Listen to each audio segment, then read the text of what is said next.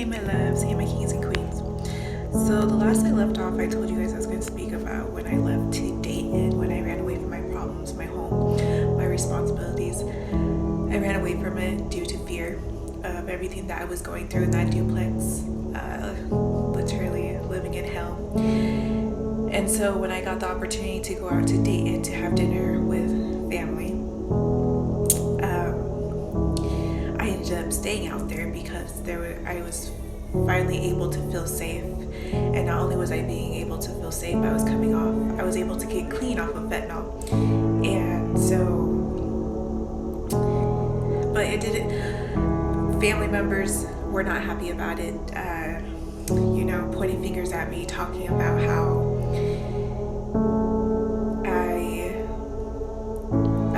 I was such a horrible mother because I ran away from my responsibilities. But no matter how much I tried telling them what I was going through, how much I was dealing with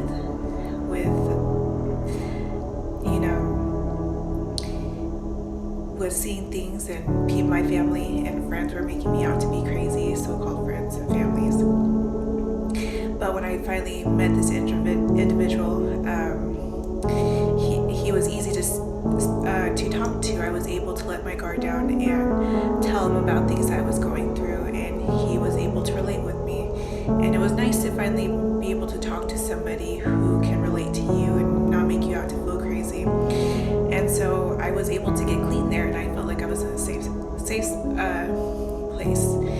Finally found a little bit of peace after all the chaos and darkness I was going through. But then after a while, it started to happen again. I started to deal with hell again, and I was still on methamphetamine. Yes, I came off of fentanyl, but I was still doing methamphetamine. And so, of course, that still gives the devil himself and his minions a stronghold on you.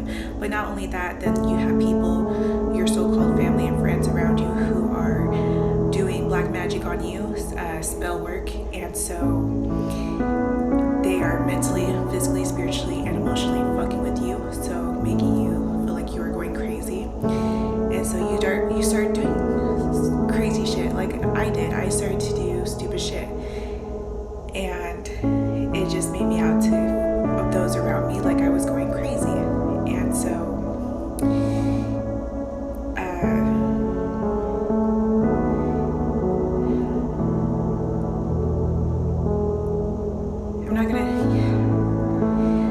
family members, like I said, were pointing fingers at me, saying how horrible a mother I was, and this friend that I got close to ended up becoming somebody that I ended up falling for, and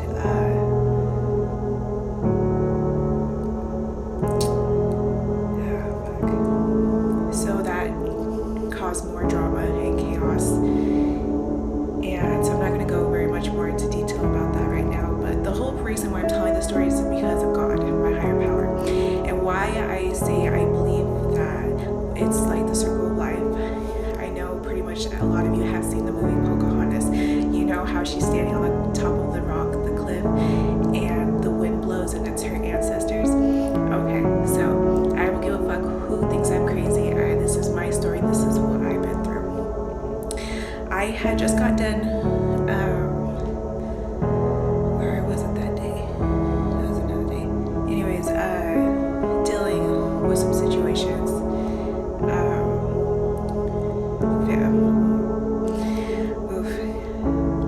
just dealing with a lot of chaos and people trying, have you ever felt like when you were in a relationship with somebody that like the whole world was against you guys and everyone? Well, that's how it felt like for me. And so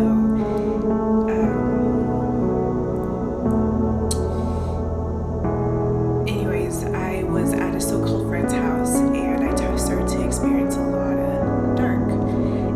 What I really don't know if it was because of strongholds, the devil himself and his minions attached to these individuals.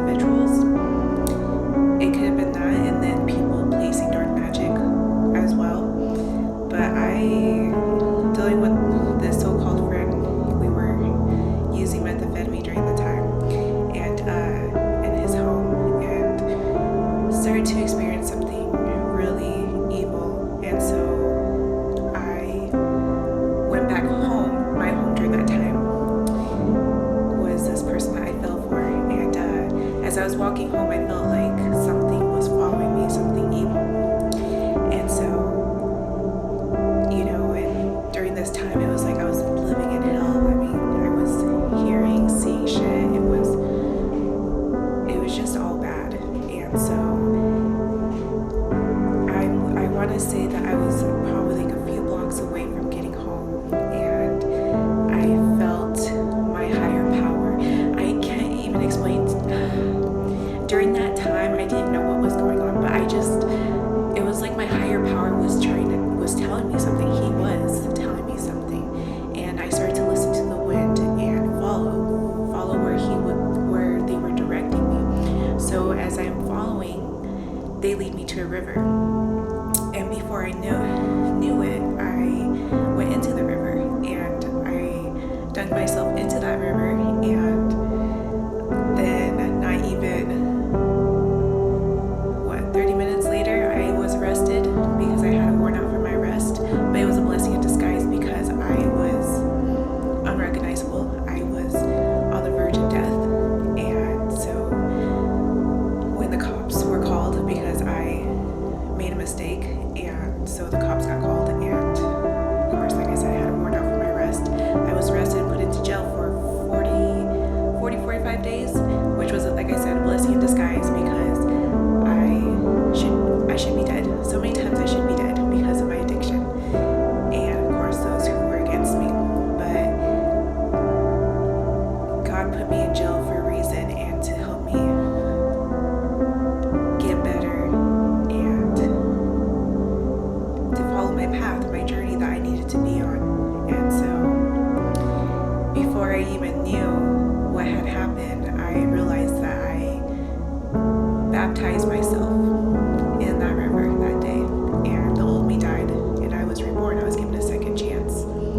Like I told you guys before, even after I was saved, I went back. After I was released from county jail, I was doing good for a little bit until things started to happen, and I turned back to methamphetamine. That's the great thing about our higher power, is that no matter, he shows us unconditional love and grace and forgiveness. And so when I finally said enough was enough, because I wanted to change my life around, and I'm pregnant, so it's been a journey, and so I'm truly thankful for it, for taking that leap of faith and to change, to set boundaries, to break away from old